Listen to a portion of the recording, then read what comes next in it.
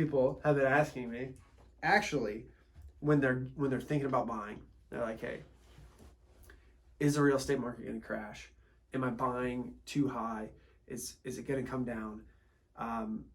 Is it good investment? Are my values going to plummet? All those types of things. And all I can say is I don't have a what is that? A magic 8-ball? I do have a magic 8-ball. I don't have a crystal ball though. Crystal ball, that's what. Those are a little bit more expensive.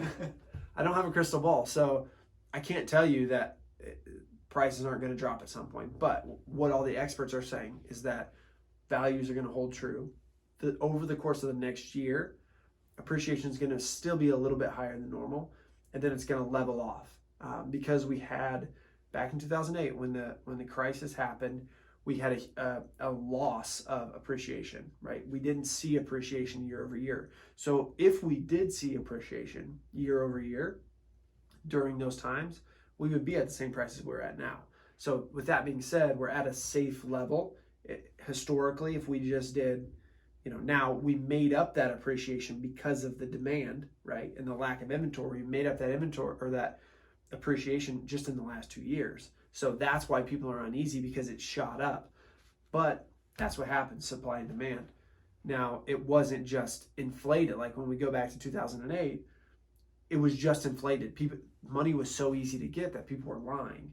And so they were saying, oh, my house is worth $500,000 when it's a 3-bedroom, 1-bath house in a crappy neighborhood. And the lenders were giving the money on that. So the house was not worth anything like that. Now, it's much harder to get those loans. So the market is actually dictating the price, not artificial levers that are being pulled by people that, they have this house that should be 150 and it's appraised at 400, and now when it comes time to sell that house, they can't sell that house. Or if a recession happened, they couldn't sell that house for what it was actually worth, right? So they took out all this money.